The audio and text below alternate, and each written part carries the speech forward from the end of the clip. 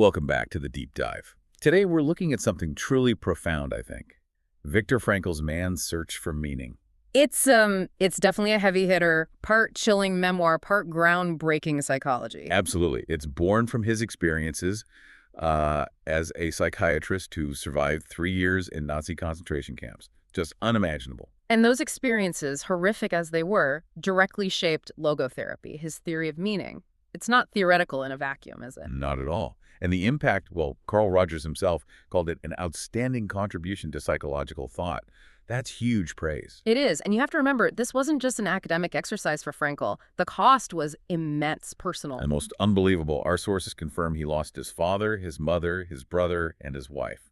All perished. All gone in the camps or the gas ovens. He endured as prisoner number 119,104, but the price, it's staggering. And that very cost, that suffering, it seems to validate his central idea, which is really our mission for this deep dive, isn't it? Exactly.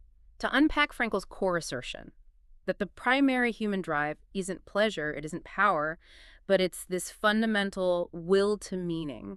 So we want to understand logotherapy, his meaning-centered psychotherapy, and crucially, how it suggests we can find purpose, find significance, even in the face of, well, profound suffering. Using his own life as the ultimate terrible testing ground for that theory. Okay, let's start by placing logotherapy in its context.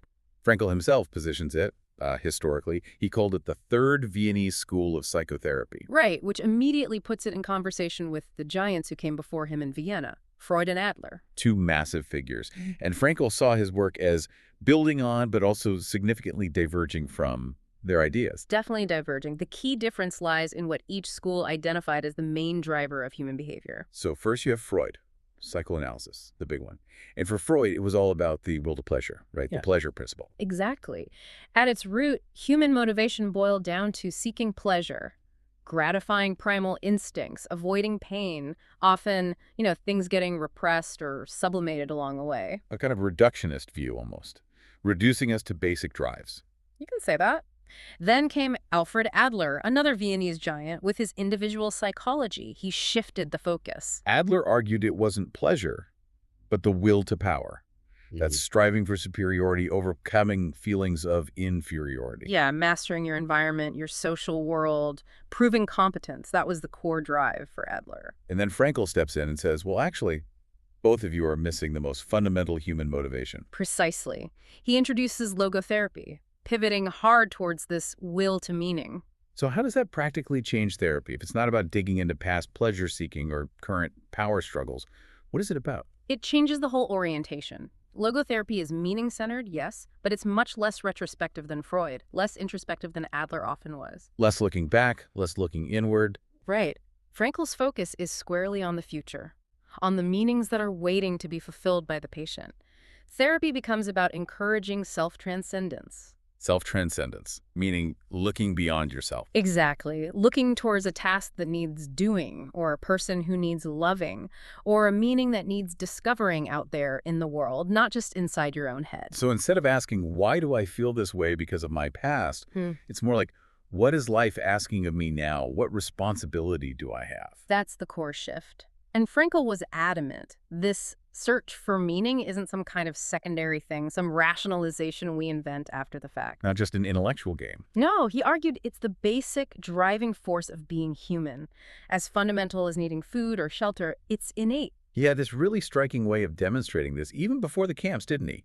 With patients who were deeply suffering, considering ending their lives. He did. It's quite powerful. He wouldn't start by asking about their trauma, necessarily. He'd ask them very directly, why do you not commit suicide? Wow, that's a confronting question. Extremely. But the answers he got were always concrete, specific, and pointed towards meaning. Things like, well, because of my children, they need me. Or, I have this talent I haven't used yet. Or even, there are memories I cherish. So the very reasons they hadn't given up became the roadmap for therapy. Exactly. Those threads of remaining responsibility, of love, of potential creation, those became the anchors. The goal wasn't just to analyze their neurosis, but to help them see and grasp hold of these unique duties, these meanings only they could fulfill. Weaving those threads into a pattern of meaning and responsibility, as he put it, moving them beyond just their own suffering. That's it.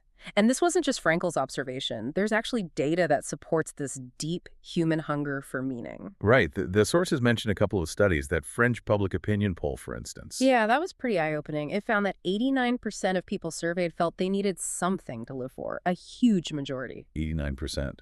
And even more striking. 61% said there was someone or something in their lives for which they'd be prepared to die.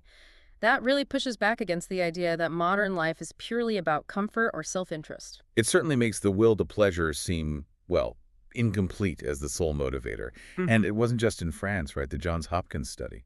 That one surveyed nearly 8,000 American college students, highly educated, presumably on a path to material success. And what do they prioritize? Overwhelmingly, 78% ranked finding a purpose and meaning to my life as their top priority. 78%, compared to only 16% who prioritized making a lot of money. It's significant. Even among young, ambitious people in a wealthy society, the core drive appears to be existential, not purely financial or hedonistic.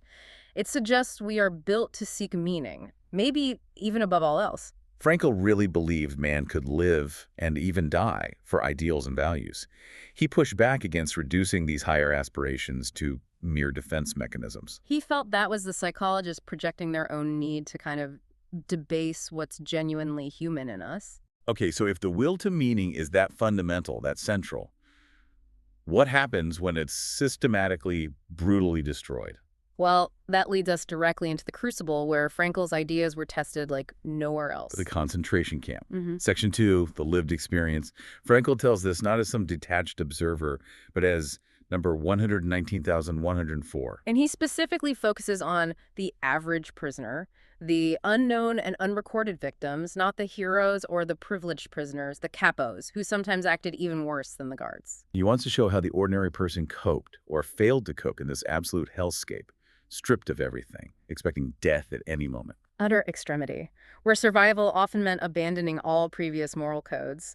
He notes chillingly that the best of them often didn't return. He breaks down the psychological reactions into 3 phases. Phase 1 starts immediately upon arrival, shock, and this strange delusion of reprieve. Imagine it. You're crammed into a cattle car, maybe hoping for forced labor, and then the train stops and you see the sign, Auschwitz. He said the train whistle itself sounded uncanny, desperate. But even then, denial kicks in. Yes, that's the delusion of reprieve. An irrational hope, like a condemned man certain of a last-minute pardon. You just can't quite believe this is happening, that it will be that bad. Then comes the selection. The SS officer with his finger, left or right. Life or death decided in an instant, with a casual gesture. Right meant slave labor, a slim chance. Left meant the gas chambers, which Frankl states was the fate for about 90% of his transport. 90%. Yeah. And Frankl was pushed to the right? He was still carrying his manuscript then, wasn't he? His life's work. He was, hidden in his coat. His whole identity was tied up in that manuscript, representing his past life, his meaning. And then came that brutal, crystallizing moment. He tried to talk to an older prisoner about saving it. And the old prisoner just looked at him, maybe with a flicker of pity, maybe just weariness, and grinned, and uttered the single word that summed up the camp's reality. Shit. That was it. The point of no return psychologically. Frankl writes that at that moment, he had to strike out his whole former life. Everything. His identity, his work, his possessions, his name gone. Replaced by a number and make it existence. And the mind immediately throws up defenses. Detachment. Humor. Yes, a kind of cold curiosity, watching events unfold almost as if it were happening to someone else. And incredibly, a grim humor. He mentions laughing with others when the showers actually produced water, not gas. A momentary dark relief. Which leads into phase 2. Apathy, the emotional death. This is where the initial shock wears off, replaced by a necessary blunting of all feeling. It was a protective shell. Necessary because feeling anything would be unbearable. Completely. Constant hunger, beatings, degradation, seeing death daily. You couldn't afford emotions like disgust or pity. They would destroy you. He gives such stark examples. Cleaning filthy latrines without flinching. Watching a boy's frostbitten toes being removed. Or the scene with the dying typhus patient. Watching other prisoners immediately descend on the body, stripping it of shoes, leftover soup, even a piece of string, while the corpse bumps down the steps. And Frankl just observes, numbly, sipping his own watery soup. That's the emotional death right there, just numb. Total blunting, and the focus shrinks down to the most primitive level. Food becomes the absolute center of existence. He talks about the endless debates over the bread ration. The two schools of thought. Eat it all at once for immediate relief and to prevent theft. Or ration tiny bits throughout the day to maintain the illusion of having something.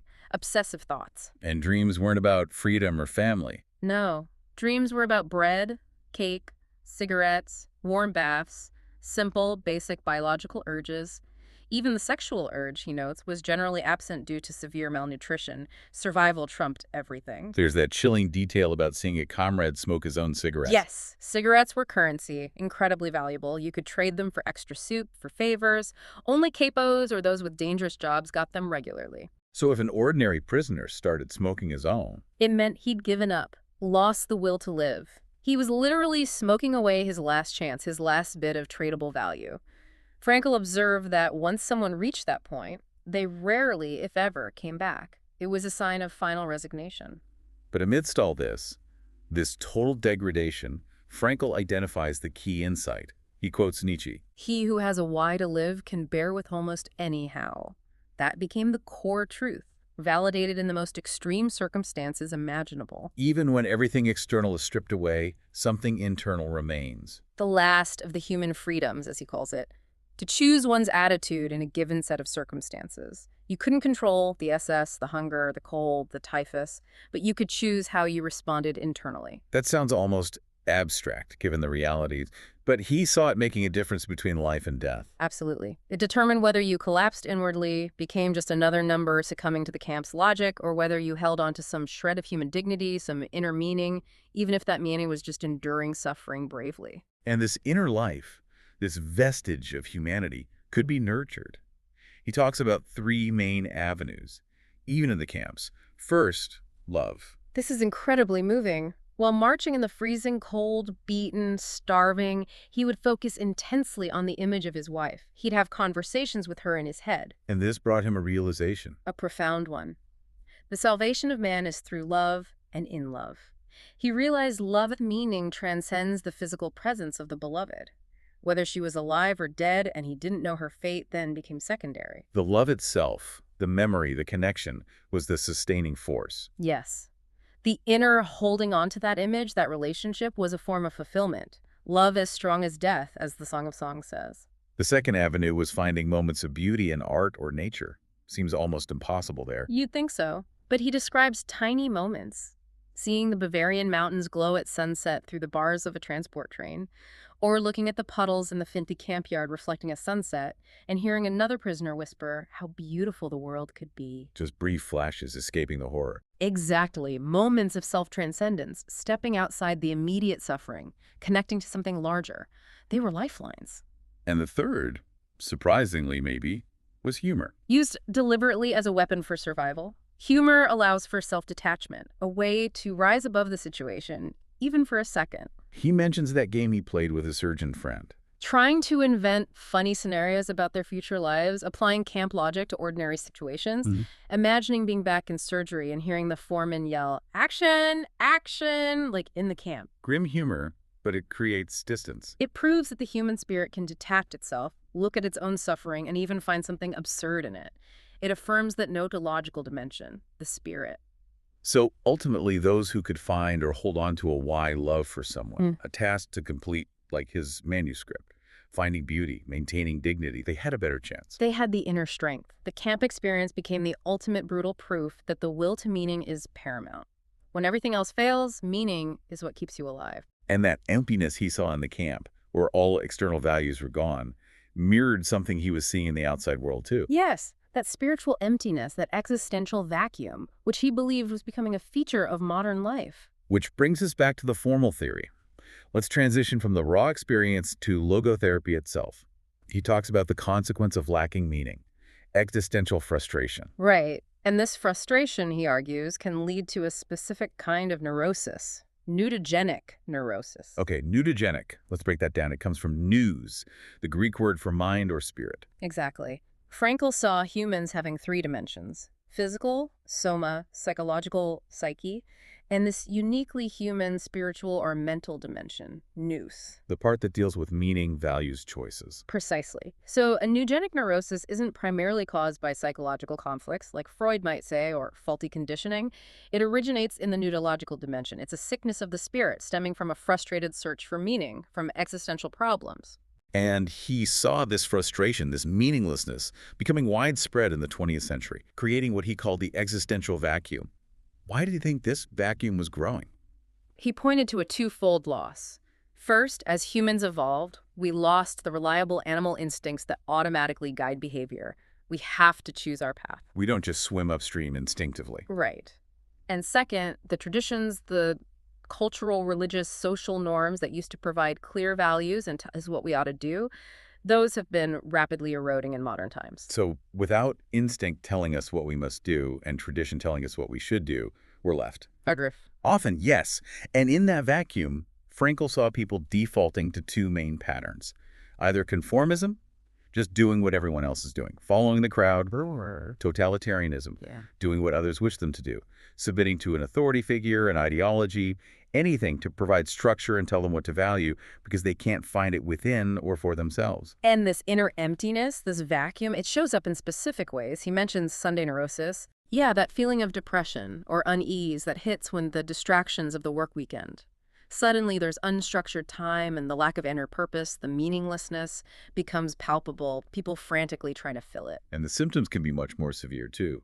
Depression, aggression, addiction. He saw these often as compensations for the frustrated will to meaning, attempts, however destructive, to fill that inner void. The statistics cited are pretty stark. They are. One study found 90% of alcoholics suffered from a sense of meaninglessness.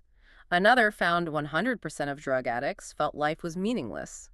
It suggests addiction isn't just chemical, it's often deeply existential. Now, here's a really interesting point where Frankl diverges sharply from other schools.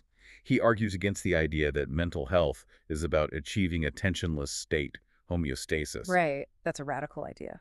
Most psychology aimed to reduce tension, achieve balance, equilibrium.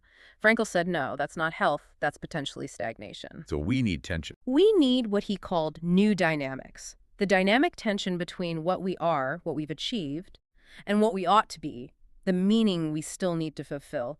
It's the striving itself that's healthy. But isn't striving stressful?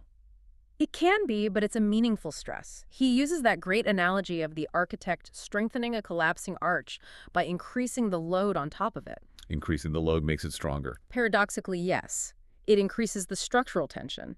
Similarly, Frankl believed therapists shouldn't just soothe patients.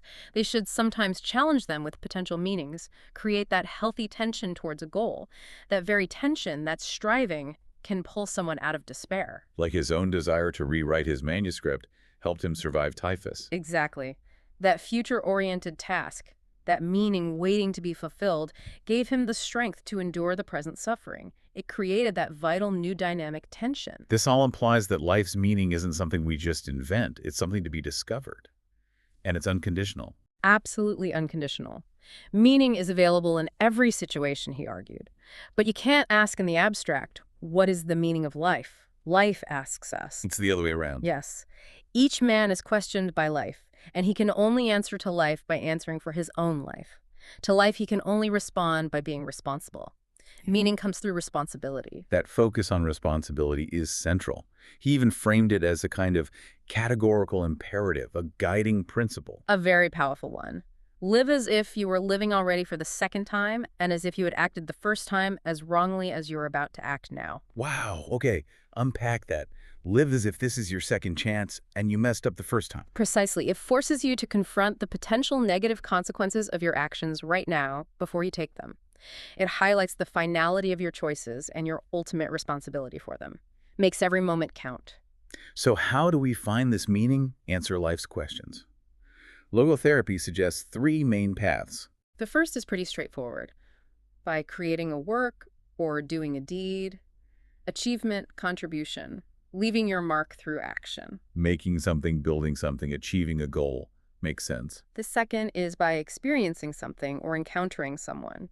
This could be appreciating beauty, goodness, truth, like those moments in the camp, or, crucially, through love. And he was specific about love, wasn't he? Not just seeing it as, say, sublimated sex drive like Freud might. Very specific. For Frankl, love is the primary way we grasp another person in their deepest core. By loving someone, you see not just who they are, but their potential, what they could become.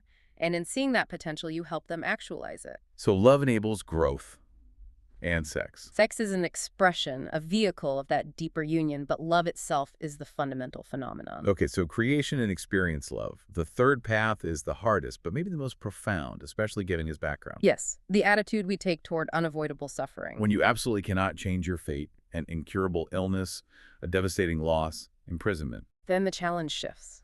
You can no longer change the situation, so you are challenged to change yourself, to choose your attitude, to find meaning in the suffering itself. How can suffering itself have meaning? It finds meaning when it's transformed into an inner achievement, by facing it with courage, with dignity, with sacrifice. As Frankl put it, suffering ceases to be suffering at the moment it finds a meaning, such as the meaning of a sacrifice. Like the meaning found by the grieving doctor he counseled. We'll get to that anecdote. Okay, so we have the theory.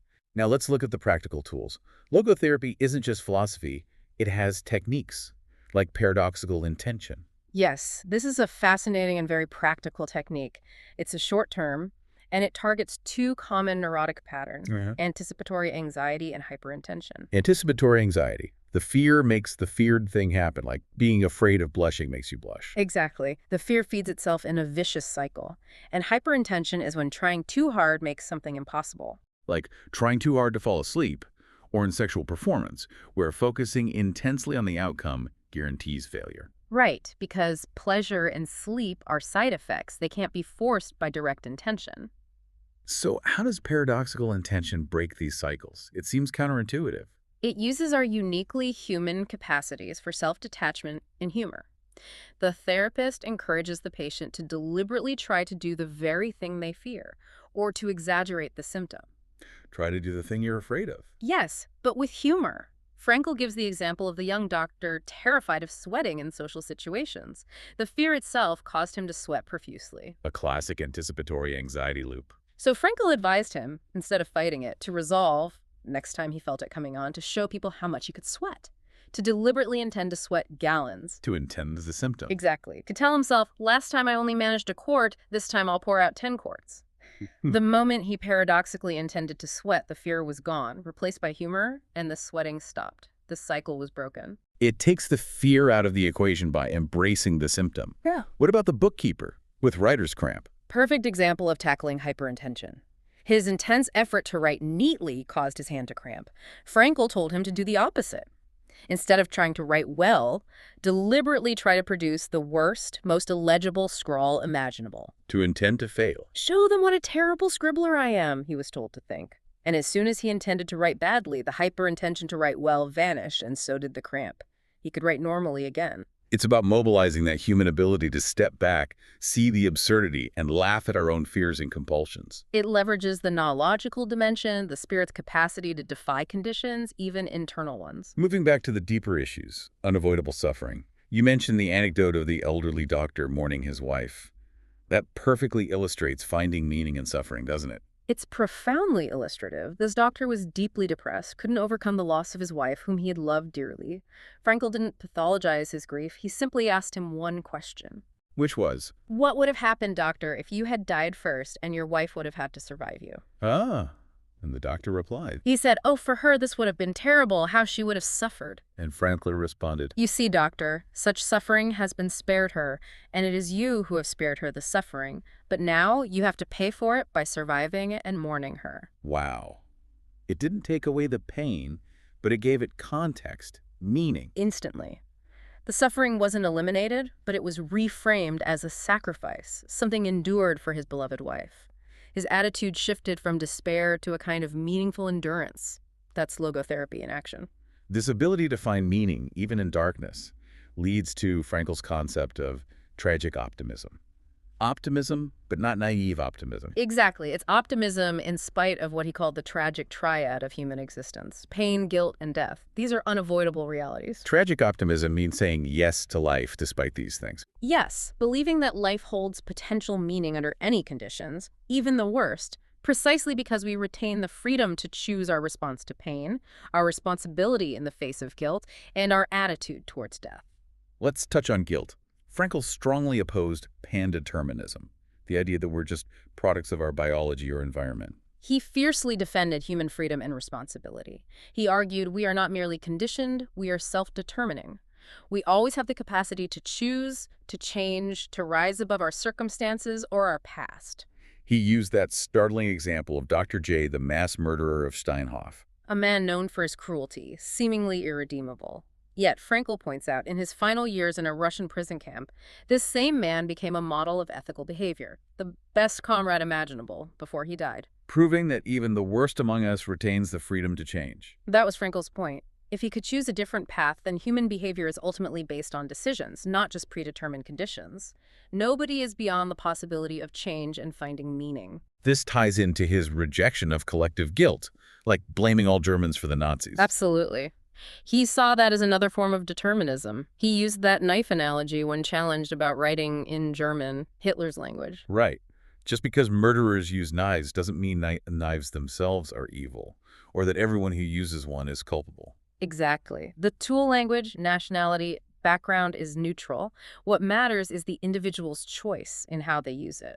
Responsibility is always individual. Okay, the final part of the triad, death and the transitoriness of life. This often leads to pessimism, doesn't it? The feeling that everything is fleeting and pointless. It often does. People see life like tearing pages off a calendar, ending with nothing.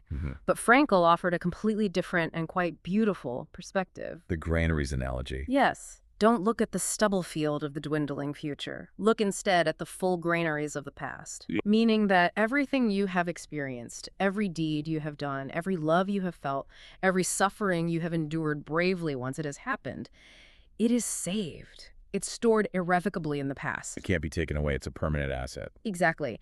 These past realities are treasures. So old age isn't something to be pitied for its lack of future. It's something to be respected, even envied, for its wealth of fulfilled potential stored in those granaries. The elderly have realities. The young only have possibilities.